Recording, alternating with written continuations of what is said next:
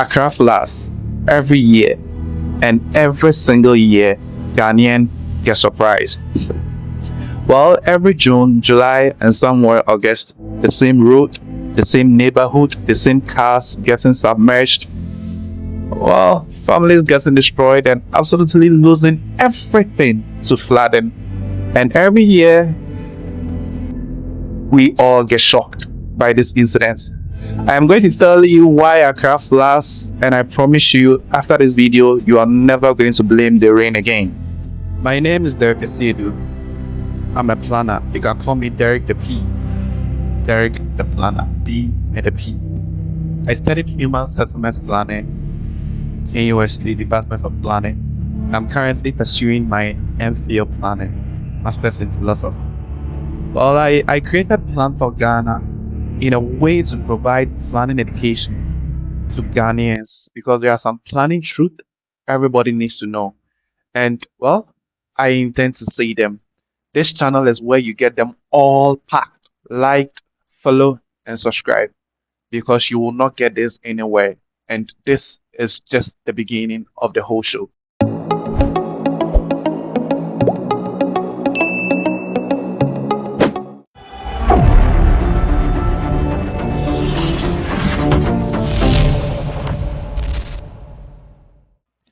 Today, we are going to talk about three things. The first is why Accra floods. Second is who is responsible for what. And the third thing we are going to talk about is what needs to be done.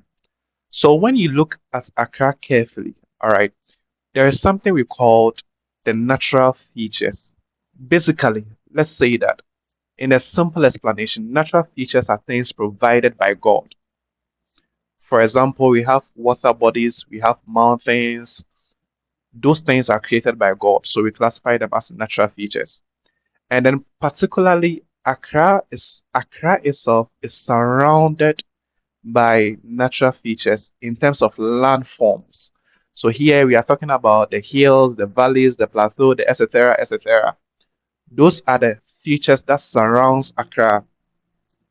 When you look at the elevation of Accra, we are talking about simply how high or how low the city is. Accra is between 20 to 60 feet above sea level. When you talk about 20 to 60 feet, we are trying to say that Accra is in a very low lying area. Just like Accra, no, Krono, So visually, just picture it this way. We have Accra just like this, very low lying, and then surrounded by natural features, landforms. All right. And then Accra is beneath this landforms that surrounds it. Accra is flat. And at the edge of the city, it slopes a little bit to the Gulf of Guinea. Naturally, that is how the landform is. It slopes a little bit to the Gulf of Guinea. All right. This picture being clear, it means that whenever it rains, the water that comes from above is being washed down from the hills or the mountains and then passes through or make its way through Accra and then slopes to the Gulf of Guinea. Naturally, that is how it's supposed to be.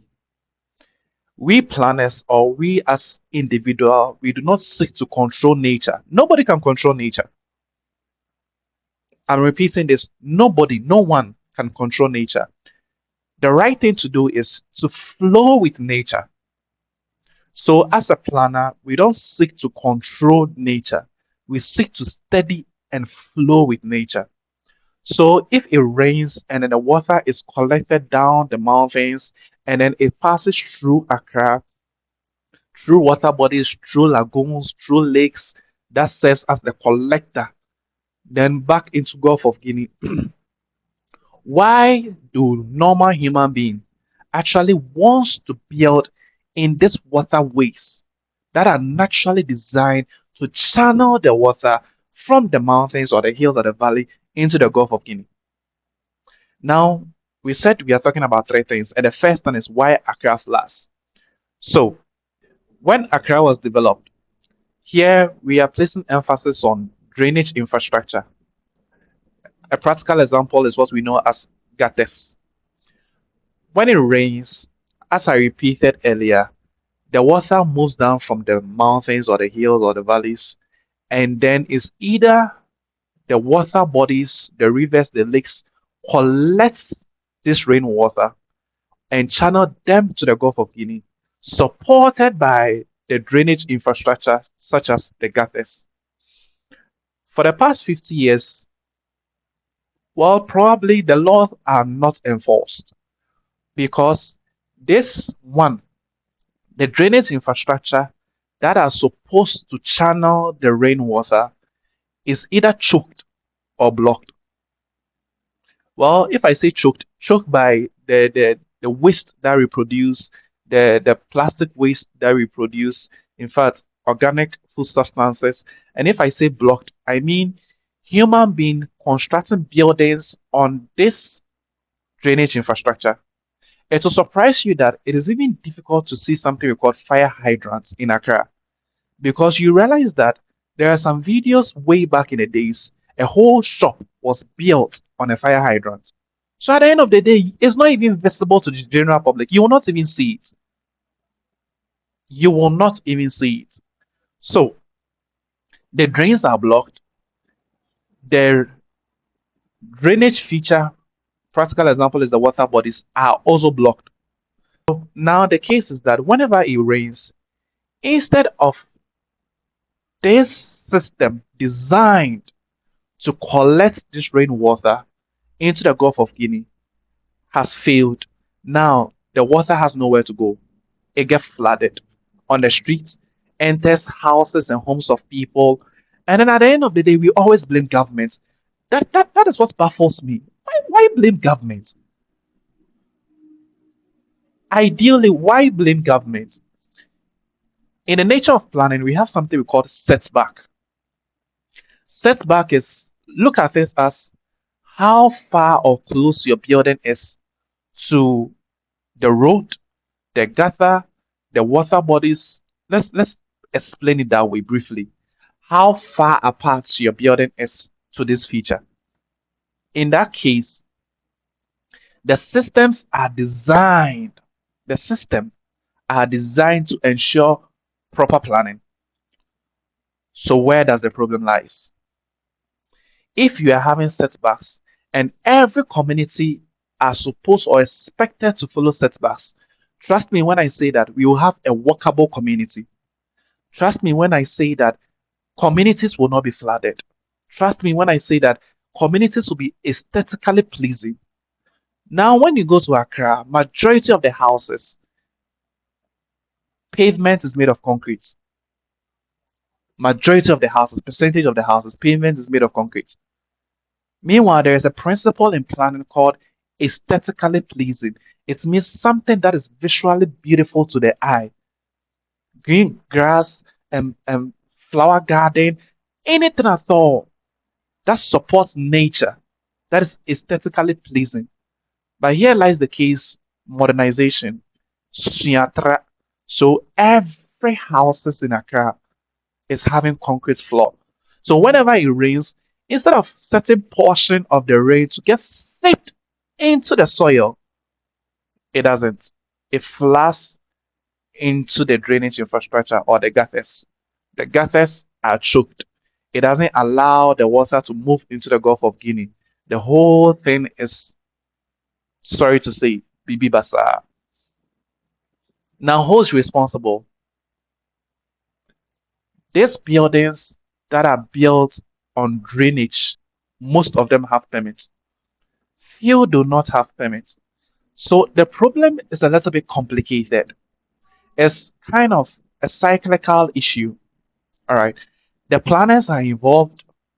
The individuals, you and I, we are also involved. Western housing departments are involved.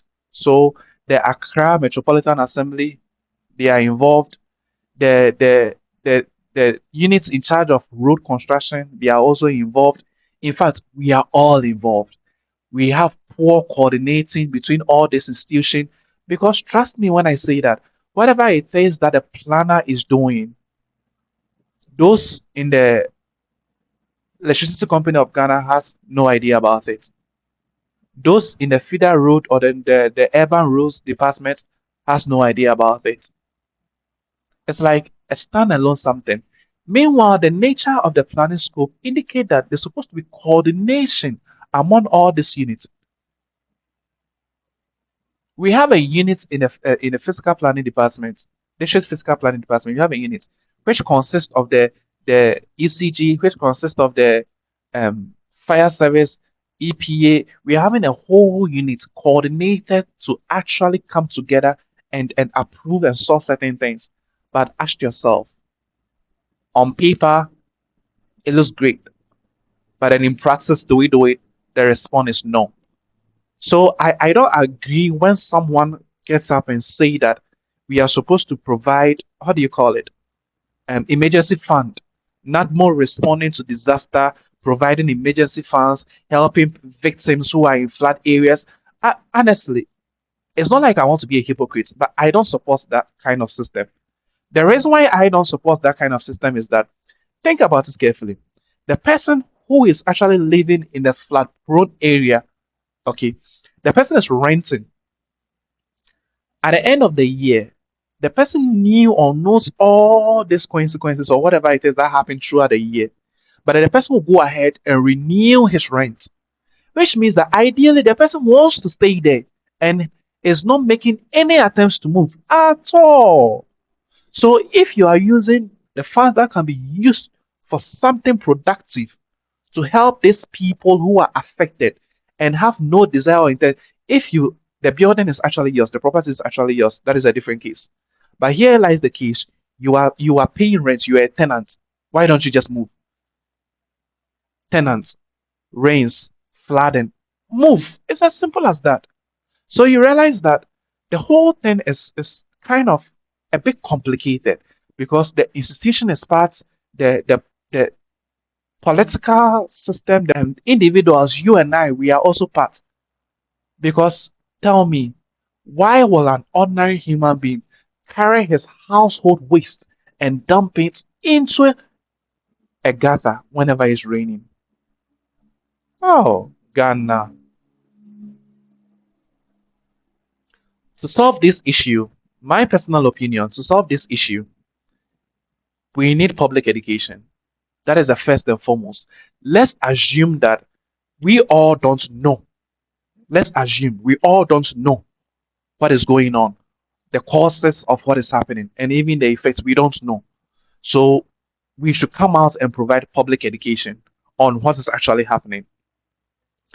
After that, the infrastructure that was built in terms of size and capacity, size or capacity, all right, it's limited, it's to a certain population. But planning is futuristic, which means that it's supposed to make room for expansion, future population to accommodate them. So here lies the case: all the drainage needs to be expanded and cleaned. Next, every building, new building that's supposed to be approved, supposed to follow a setback from the physical planning. And then the district assembly, the task force, the development control team or the control unit are supposed to constantly ensure that these people follow what is actually stated in the document. Failure, you get fined. It's as simple as that. If you refuse to follow, you get fined. Expertise, the know-how, the humans that's supposed to be responsible for these things, they are supposed to be available.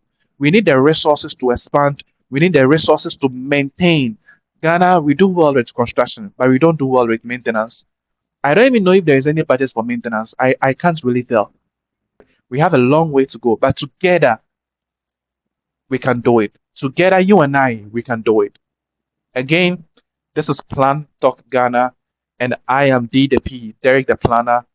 We are going to provide you with planning education, planning facts, and things you are supposed to know about your surrounding and your environment. Subscribe, like, follow. I'm out.